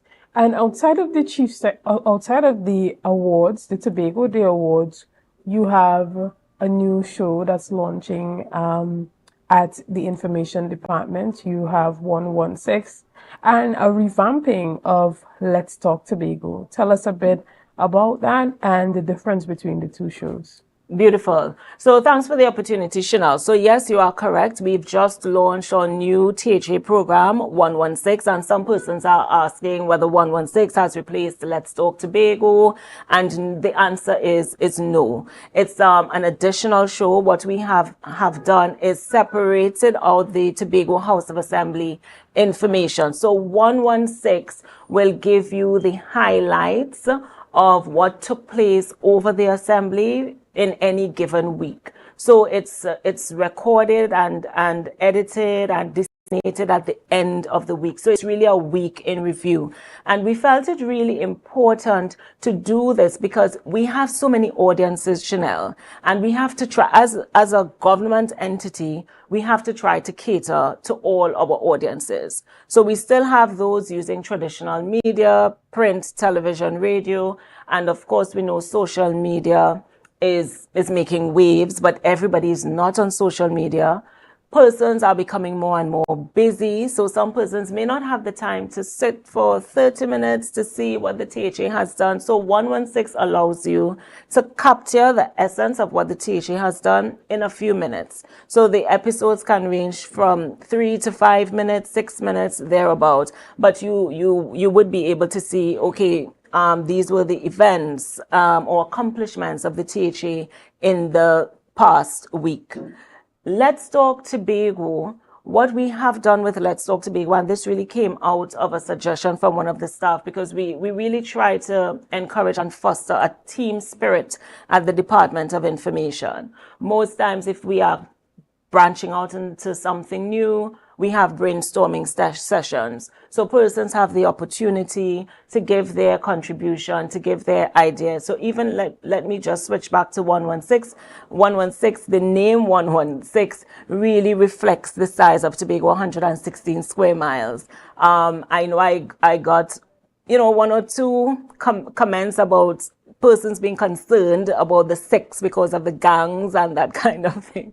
So it really was a member of staff who gave the name. We voted on it, and that got the most votes. We went with that. Let's Talk again. Another member of staff said, why don't we go to the villages and highlight the villages of Tobago?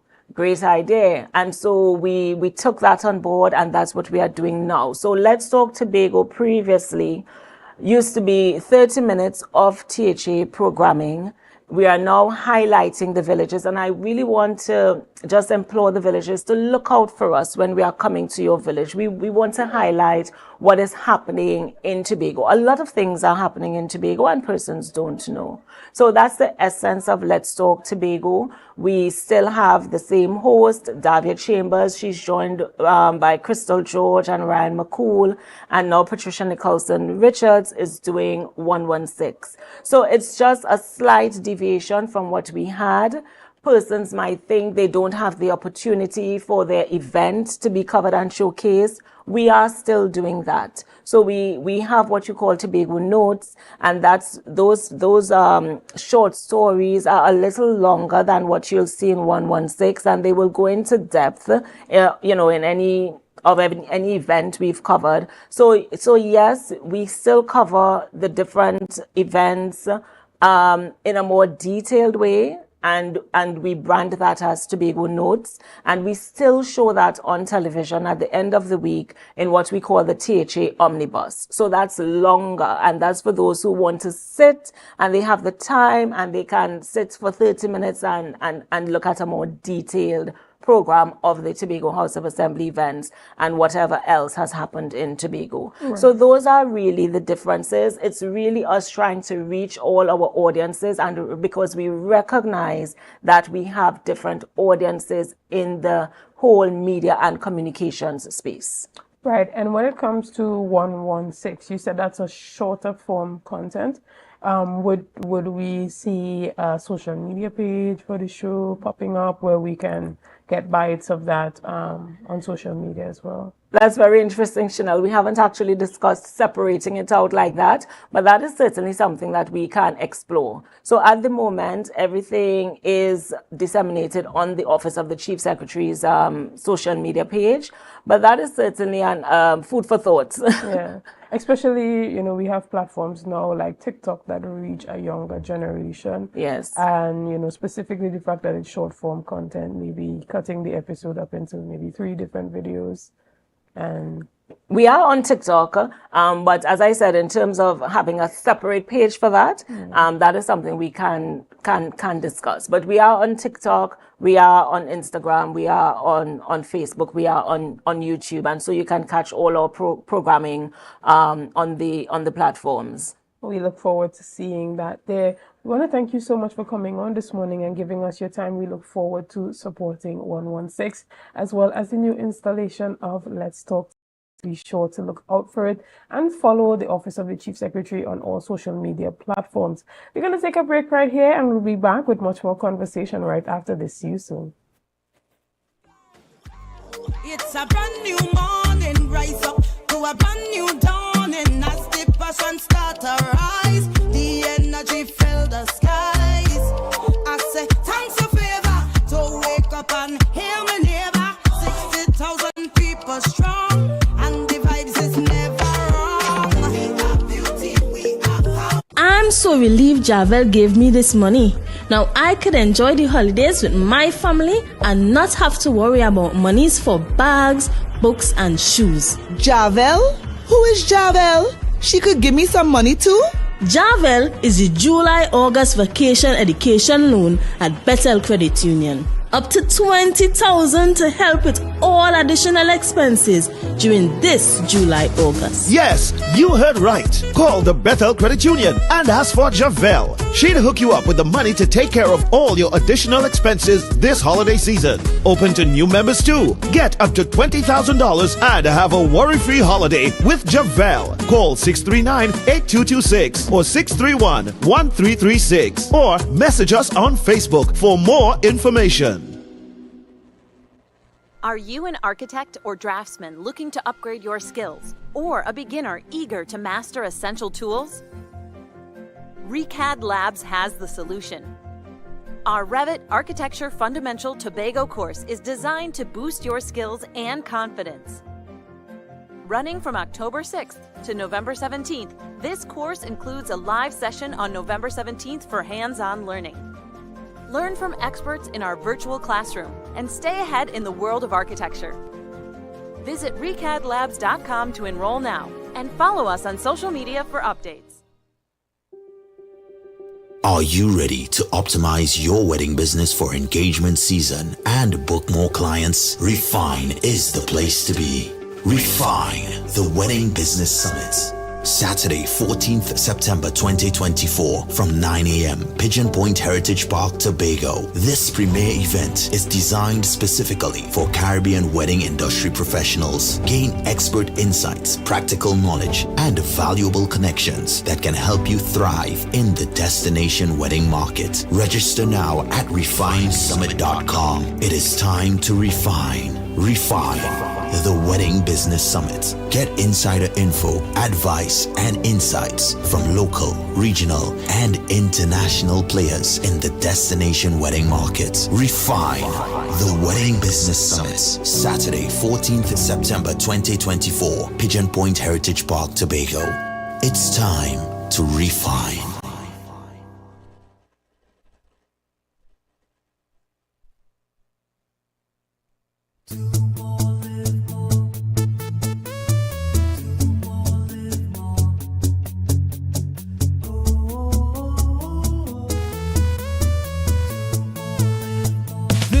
how it's gonna go.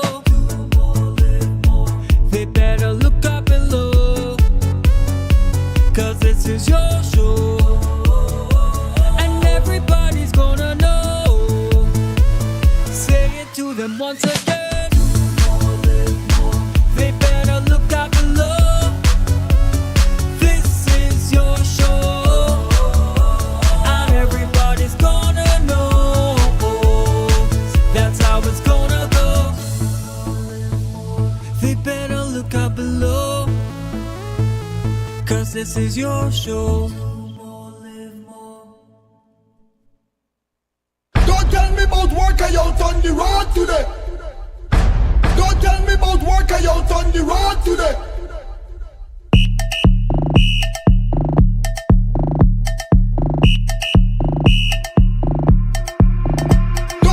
Don't tell me about work I out on the road today.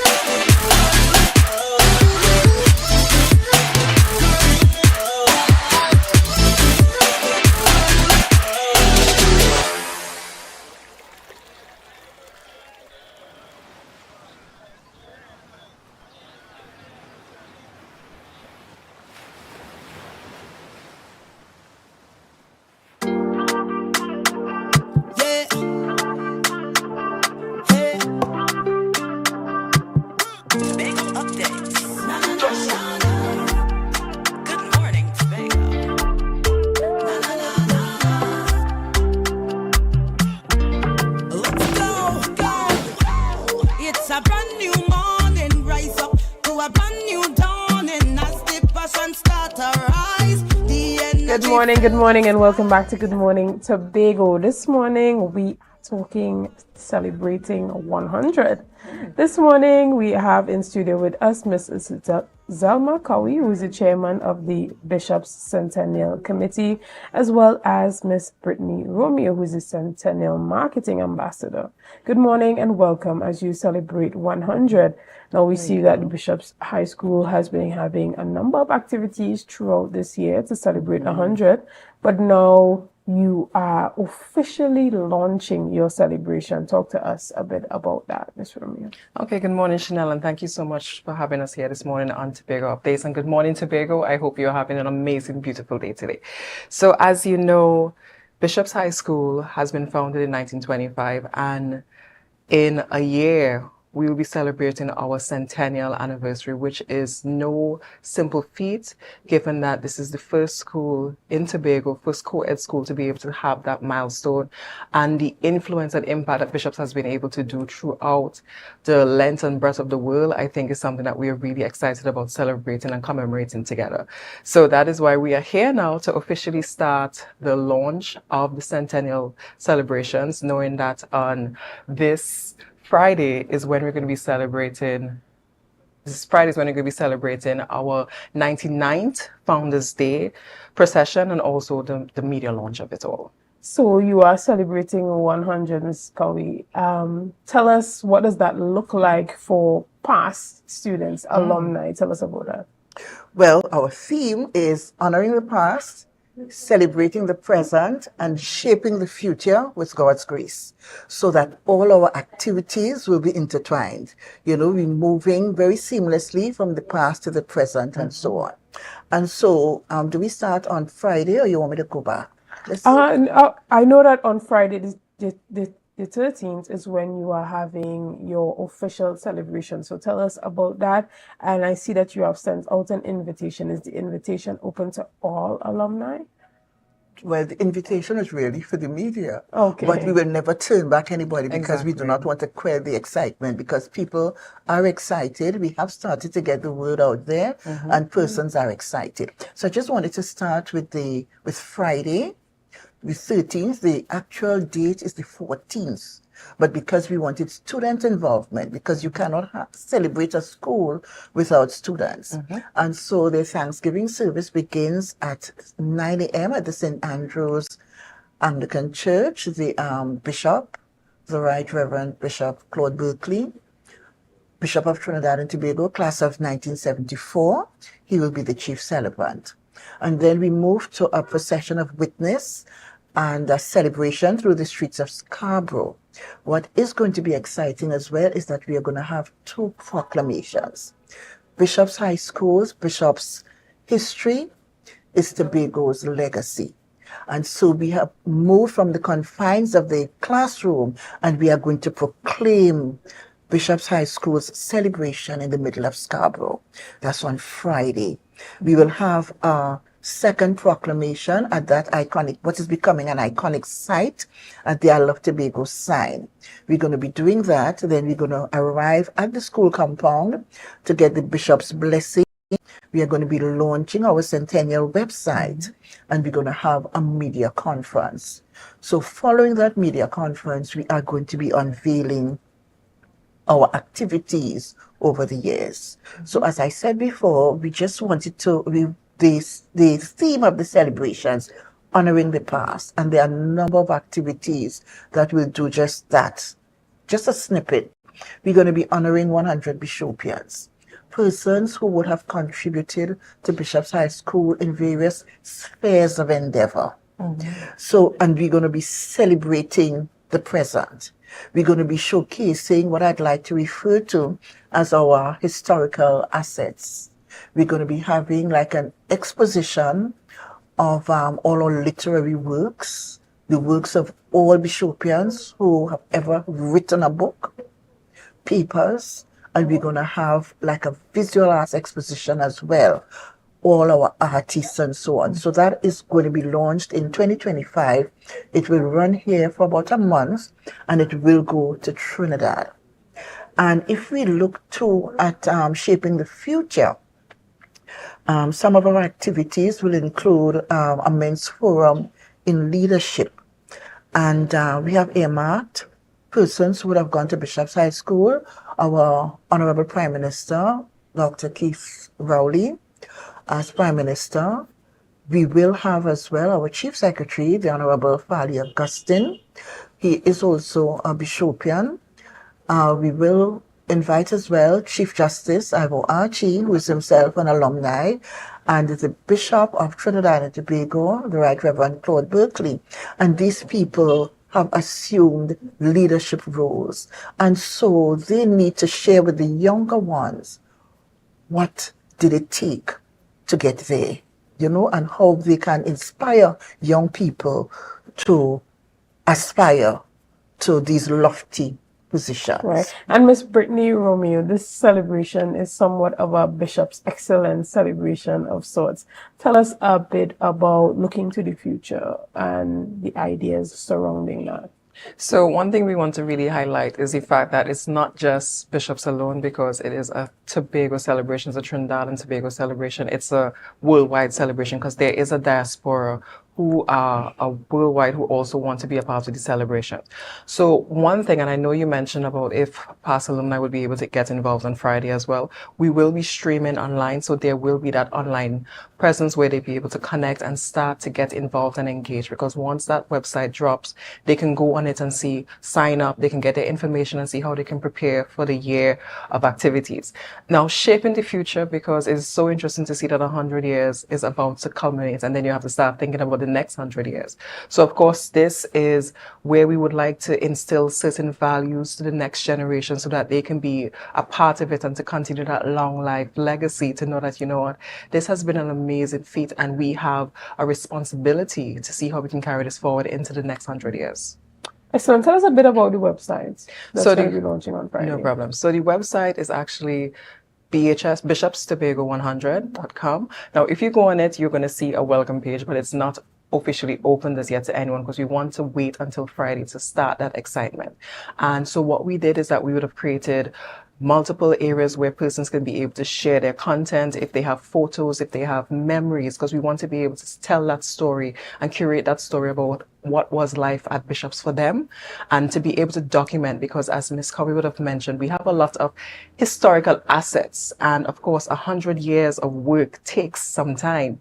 So we wanted to become a database and an archive so we can be able to present this and say that, you know what, Tobago history and a microcosm of Tobago's history was shaped by Bishops. Right, and you have a number of platforms that persons can reach out to you to get more information, to get connected. You have your Facebook as well as your Instagram, yes, and the existing website. Tell yes, the people about that. So for Facebook, well, for social media, we have BHS Tobago 100. This is on Facebook, this is on Instagram, and we are developing it for TikTok as well, because of course we know that there are generations who are very much involved on TikTok. We have also the website. We also have an email link. So of course, these are some of the digital platforms we're using for our marketing plan, but we know that we do have some generations of alumni who might not be social media savvy. So we would be considering a multifaceted approach so that if we have to go into the communities to connect with them and reach out to them to see who is the oldest living alumni now, that would be something to celebrate and see how many years we have following 100 years of school. Right, and even as we wrap up our discussion this morning, Ms. Cowie, you said that Bishops' history is Tobago's history. How are you going to integrate that with possibly the Scarborough Library to, you know, help transfer some of those archives into the Tobago history? Okay, but I think we will more than likely have to operate independently so that we may get copies of what they have to house at our library. What I want to also indicate is the fact that we are all about giving back. And the fact that we have been having so many reunions recently is proof of that kind of involvement in the school. Year groups have become mentors to a number of the classes. Off the top of my head, 1974, they celebrated 50 years and they gifted the school with a number of items. And they have always been in touch. Similarly, the class of 1984, as a matter of fact, they mentored an entire class or year group during COVID, where they gave them all laptops and so on. So what we're asking now, is to help us to build our database, register. What we're asking now is that we are asking persons to help us to fundraise. And we are trying to do that through a Tobago-inspired method called the Centennial Susu. And if you give a little, we all get a lot. So if you put your hand in the susu, and what we're asking simply for $100 from each alumni, $1 for every year of the existence of the school, whatever currency you have, so that this money would assist the school, it will assist in the celebrations, and it will assist the generations to come. So we're asking persons to be a Centennial ambassador. Get with your year groups, let us know who your year groups are, names, addresses, houses, and so on. And, let's get together and let's celebrate. Let's celebrate 100 years of Bishops High School. And you asked a question about reaching out and giving back. And another of our events is called the BHS Cross Country Torch Relay. Bishops is famous for its cross country run. And so we are going back. We hope to go back to each of the villages in Tobago It's going to be a motorcade. We're going to have runners. And we want to thank those villagers and those villages for allowing their students to come to us, come to Bishop's High School, so that we can continue to help to shape them. We are operating under the maxim it takes a village. And so this is how we intend to reach out to the community, and this is how we intend to keep the legacy alive. Right, and so that run, is it like a 5K that persons can participate in? Explain. It's still being fleshed out, oh, right. But it is going to be an event that we're going to tackle the East one day, because we want to stop in these villages and acknowledge the names in these villages who have contributed to Bishop's High School, whether it's a worker, a scholar, whoever. We are going to be honoring these people, honoring families. And then the next day, we are going to do the West. Now we're going to start at the initial site of Bishop's High School, which is where the Hall of Justice now stands on Bacalet Street. That was the original Bishop's High School. So we're going to start there, head to the east. And so passing the torch when we come back from the second day of celebrations, we are going to end at Bishop's High School, where we're going to hand the torch over to the younger generation. All right. And this may be an opportunity for past cross-country scholars to come out. Oh, yes, they are definitely going to be I know a couple excited to take persons from part. Bishops who are still running, who ran while they were going to school, and they would relish in the opportunity to show up and show out. So thank you so much this morning, ladies, for coming on, giving us your time and letting us know all that's happening in celebrating 100 years at the Bishops High School. Guys, we want to thank you so much for being a part of this discussion. Thank you for your likes, your shares, and your comments, and all that you have been doing to make Tobago Updates the #1 broadcaster here on the island of Tobago. Have a great day, and thank you. Thank you so much. The energy fill the skies. I say thanks for favor. To wake up and hear my neighbor. 60,000 people strong, and the vibes is never wrong. We are beauty, we are power. We are people in the sun. We are beaches, we are rivers. We are melanated ones. We special and there is no denying. Tobago is number one. I am you and you are me.